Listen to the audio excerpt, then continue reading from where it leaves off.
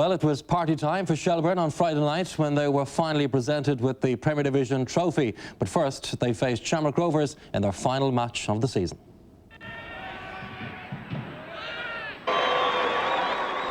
The new Eircom League champions were given a guard of honour by the Shamrock Rovers players ahead of their final game of the season. Shells had the best of the game early on and almost went in front on 15 minutes. Stuart Byrne's header cleared off the line by Jason Caldwell. 6 minutes later, Jamie Harris hit a post after Rovers failed to clear Ollie Cahill's corner. Shells were awarded a penalty on 24 minutes when Shane Davern was adjudged to have taken down Stuart Byrne. The Rovers keeper also picked up a yellow card. From the resulting spot kick, Jason Byrne made it 21 goals in his first season as a Shelbourne player. Early in the second half, a poor clearance from James Keddy presented Byrne with a great chance to add to his tally, but the league's top scorer blazed his shot over the bar. Rovers were level soon after. Stephen Grant sent in the corner and the header from Stephen McGuinness was too powerful for Steve Williams. Both sides had chances to win it in the closing minutes. 5 minutes from time, Williams did well to keep out Tony Grant's effort. And in the final minute, Shells nearly finished the season on a winning note when Owen Heary's pass sent Ger McCarthy clear, but neither he nor Stephen Gagan could engineer a match-winning goal. So 1-1 was how it finished, and attentions then turned to the real business of the evening, the presentation of the Eircom League Premier Division trophy to Shelbourne captain Owen Heary, a full week after the championship had been secured by Pat Fenlon's men. Apart from a brief spell in second place, Shells led from start to finish, losing only 5 games. And so they were deserving winners of their 11th league championship. Yeah, it's fantastic. Like, you know, you can see the crowd is fantastic. You know, they've been great for us all season. I think the crowds have grown all season. You know, they really sort of came to the fore over the last few games, helped us out an awful lot, especially in Dalymount and over the final few games. And it was just great for them more than probably anyone to be able to get the trophy tonight. Yeah, it's unbelievable. You came here to win things, and I know coming out of a bit of pressure to win things and to score goals as well. I'm just absolutely delighted. Sorry, now yourself. It's a fabulous feeling. Seems to be a really great spirit in the club now at the moment as well. I think that's what pulled us through in the end. I think the team just stuck together. Everyone pulled together. Someone said to me, what game do you think won the season? I don't think any game did. I think we all just stuck together as one team, and there's a sign of there. There's no way in this team, and I think that showed this season. You won the league last week, but you finally got your hands on the trophy tonight.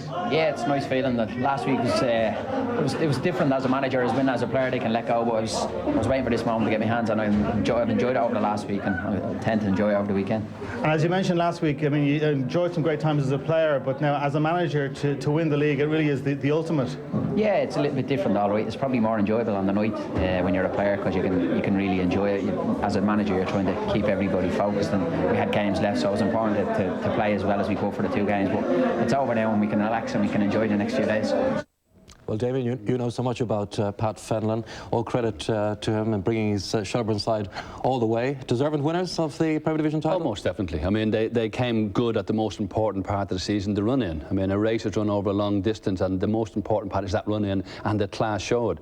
I signed Pat as a player from Shamrock Rovers to Shelbourne. I was hugely impressed with his professionalism as a player. As a manager, he's taken the same sort of standards into his position. But alongside that great professionalism, there was always a great enjoyment about him. He loved what he was doing, and I'm delighted to see that he's maintaining that as a manager. Too often new managers lose sight of the fact that it's still about enjoyment and entertainment, and Pat is holding on to that, and he deserves great credit for that, almost as much as he does leading Shelbourne to the title.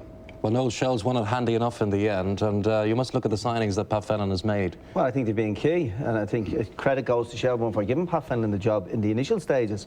I think they gave it to him on a temporary contract, and people were saying that Pat might have been mad to take it if he wasn't getting a long contract. Pat fancied his chances, backed his ability, and took the job, and is now fully rewarded.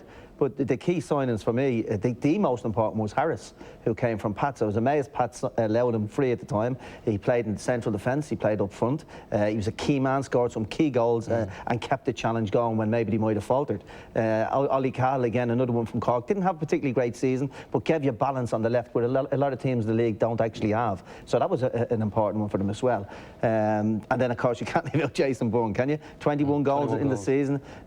Fantastic season. I wasn't sure and wasn't convinced that Jason Byrne would deliver that amount of goals. I thought when the pressure came on, he would have to answer the question, and he certainly answered it in full style. Great signings and a key to the Shelbourne victory. Indeed. Well, two men in the right place now, Shamrock Rovers. I mean, it's been a hugely disappointing season for Rovers, Damien.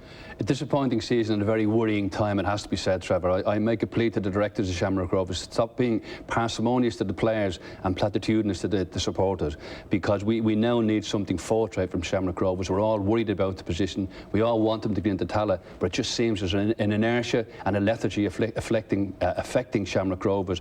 I respect the directors, what they've done down through the years, but now is the time for honesty and integrity to come out, and, most important of all, action. Some big words there and hard to match that, Noel King, but your view... I must deprecate your utilisation of excessively luxuriant verbiage, Damien. But apart from that, I'm not sure what you said. Good response from Mr. King, but Noel, it's your view on Shamrock Rovers season? Obviously, Rovers are a big team in Irish football. A successful Rovers team is good for the league. Everybody knows that. But a successful Rovers team with a home base and an increase in their support can be only fantastic for the league. The worry is the vibes that you're hearing and the rumour mill is on, that things aren't well. And the very future of Shamrock Rovers, according to some people, is in serious doubt. And that could be a disaster for Irish football. Yeah.